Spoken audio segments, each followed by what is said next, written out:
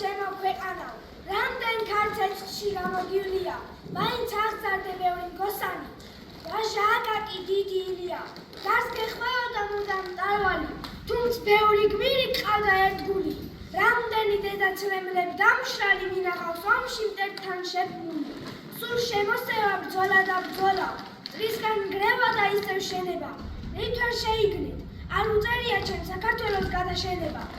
ფიცავდა მუდამ ყველას ვარწმუნებ, რა შეუძლია ქართველს ვაჩვენებ,